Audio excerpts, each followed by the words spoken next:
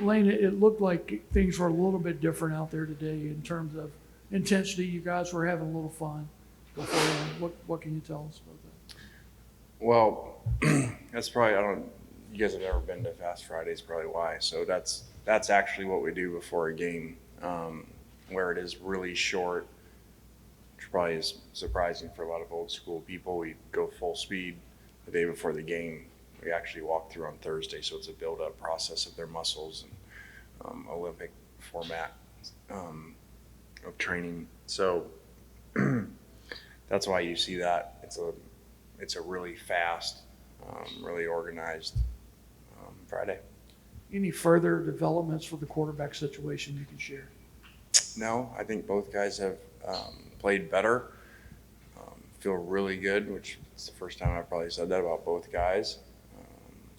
You know where they're at and how well they're doing. So we've got a really good situation. And all fall, you've kind of likened it, your approach to pro mindset, preseason style. Just what are you kind of planning to do or angling for in tomorrow's, I guess, last scrimmage dress rehearsal?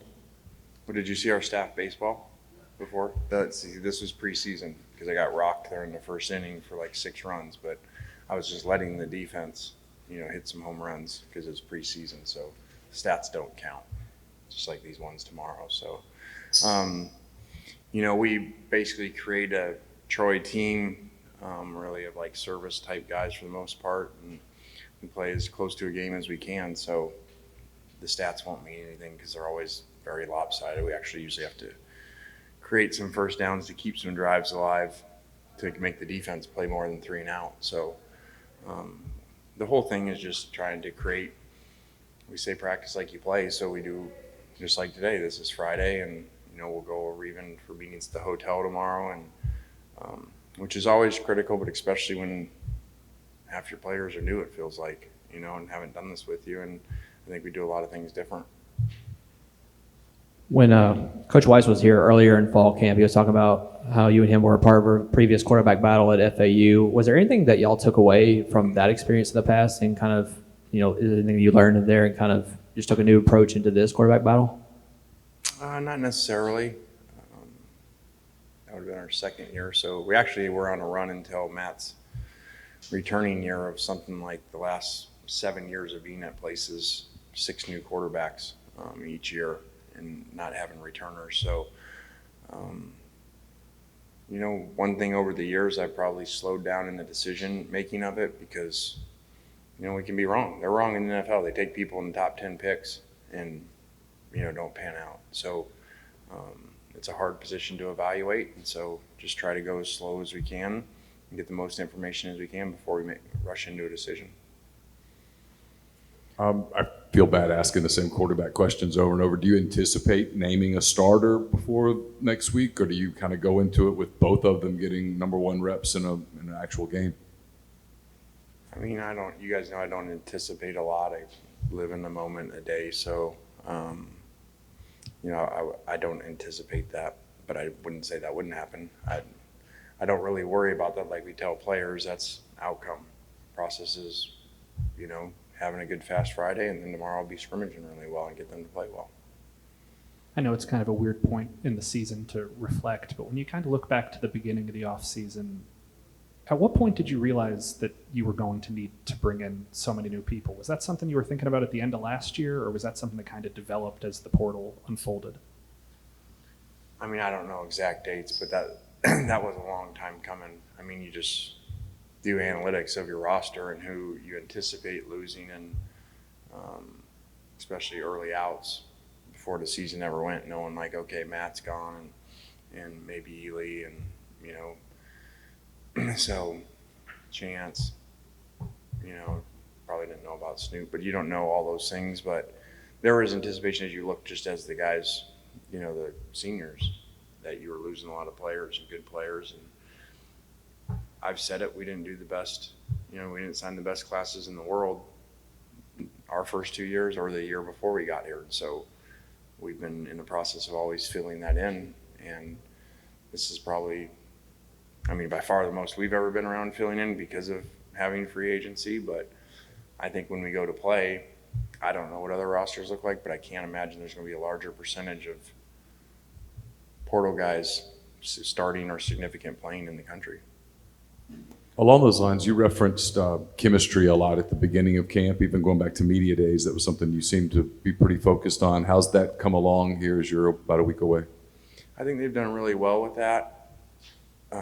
Again, though, everything's new. I mean, I think they're doing all they can, but then we go to Fast Friday and then we're doing call outs and people, and they got no idea what we're doing. And I'm reminded how many of them are not been, first year here. So that's going to be a continual process. Just how we do things. But I would say, where I thought your question was started, how do you feel now compared to, after the season? I mean, I've joked before, like, I make a grateful list every morning, and the first thing on there is the transfer portal. I mean, because you guys watch practice, just make that starting line. Take out all the portal guys and make our starting lineup. So. You were talking earlier about living in the moment, and when you previously talked about all the adjustments and changes that you've made for yourself as a coach, is that something that's kind of come about during that whole process, or is that you feel like it's always kind of been you as a coach? I think it's there, but you continue to grow, evolve. I mean, I was in a meeting with a player last night for an hour and a half that probably wouldn't have had that meeting before, and you just see people struggling and pull them aside. And so I think you're always, if you're trying to get better, you're always evolving and growing. And so that would have been there, but now that's much more, the way that I live. I mean, where is all this heading? I mean, with the free transfers and the NIL deals and everything, what do you see college football looking like 2 or 3 years down the road? Well, your first term, which I have figured out what you actually meant. So I was thinking you got free transfers, and I was like, you ain't been following what they're getting paid out there. So, but I see free meaning no penalty. Gotcha. I thought there was a new rule passed. So, I don't know where it's headed, and that kind of fits in the, living in the moment and day by day. But I've always been that, like, when they're like, what about the playoffs, or, what should that expand, or, should they change this? Will they change this? I don't know. I mean, I have no clue. And so, and coaches can sit up here and talk all they want. They don't have a say. So, you think coaches had a say of realignment and what conferences they were going to? So that's why I've sat in a lot of head coaches meetings, different conferences going, we're really wasting our time, guys, because they're going to make the decisions off of how much money they make. So I'm interested, though. You have to live in the moment, and you're getting ready for this game, but you're also running a program that you're going to have shifting and that kind of thing.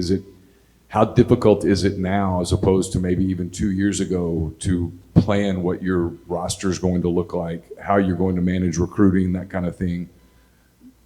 As you look ahead a year, a season, that kind of stuff.